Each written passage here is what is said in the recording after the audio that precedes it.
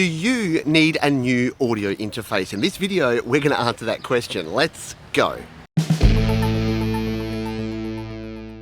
So let's start with the basics. What is a USB audio interface? Well, think of it as a replacement for your sound card or your internal audio. So if you're using a Mac or a PC or even an iPhone or an iPad, you can connect up an audio interface and improve the quality of your sound. And instead of having low quality headphone jacks, 3.5mm jacks for your input and output, an audio interface will actually have things like XLR microphone inputs, 1/4-inch instrument inputs, and actual balanced outputs to connect up to monitor speakers, as well as be able to listen on headphones at the same time. So if you've never used a USB audio interface before and you want to buy your very first one, then you can check out my audio interface guide. If you head over to studiolivetoday.com/AI, you'll be able to check out my guide over there. But in this video, we're talking about if you already own an audio interface, do you need to consider upgrading to a new one? So let's start with some pretty basic advice, and that is this.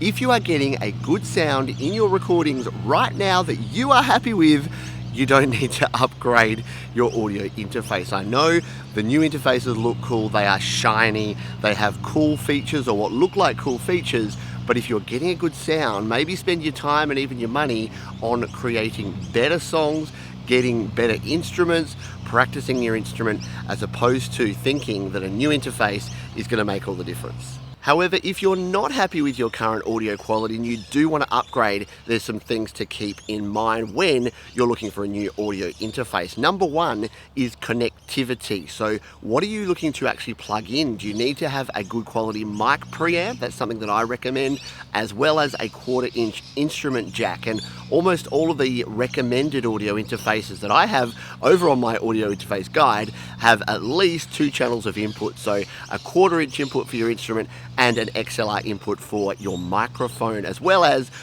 48 volts of phantom power, which you'll need to power up a condenser microphone. The other thing is, what outputs does it have? So again, what I recommend is having at least 1 headphone jack, because you will need to monitor your audio as you record, and having balanced outputs, 1/4-inch balanced TRS outputs can be really good as well. So that's why some of the recommended interfaces I have at the moment on the entry level are the Scarlett 2i2 by Focusrite and the UR22 Mark II by Steinberg. Both of those tick all of those boxes when it comes to connectivity. So what other things do you need to consider when you're in the market for a new interface? Well, the other thing that's really important is the quality. So there's 2 things to consider with quality. Number one is the bit rate.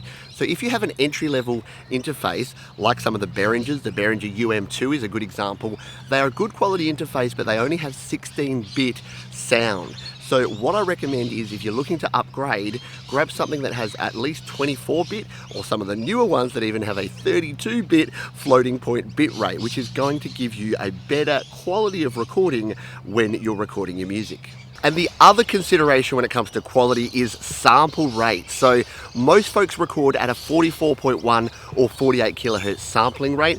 Most of your audio interfaces will go up to at least 96, some even 192 kilohertz recording. So again, more is better, but don't spend a lot of money getting a 192 kilohertz sampling rate if you're only ever going to record in 44 or 48. And if none of that means anything to you, don't stress out too much. Just go for something that's going to have what you need to get recording. The number 3 thing to consider is how it actually connects to your device. So whether you're using a Mac or a PC or an iPhone or iPad, you need to think about what ports you actually have. Now, USB is kind of standard because it's compatible with pretty much every Mac and PC out there. Some of the newer interfaces have USB-C, and that can be handy if you're using something like an iPad Pro 3rd generation that has a USB-C port, or a newer laptop or desktop computer. However, don't think that USB-C is going to make all the difference. A USB 2 interface is still going to be pretty solid, even if you have a more modern machine. And the other thing to consider is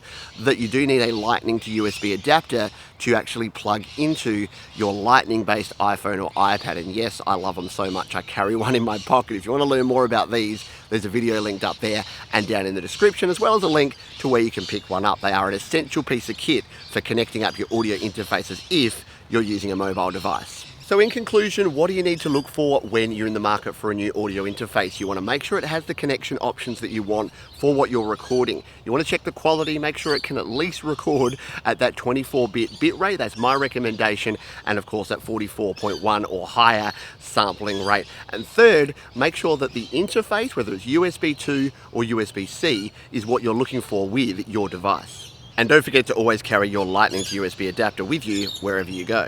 Once again, head over to studiolivetoday.com/AI to check out my audio interface guide. There's 2 more videos linked there and there if you want to check out more here on the channel, and you can subscribe by clicking or tapping on the Studio Live Today icon.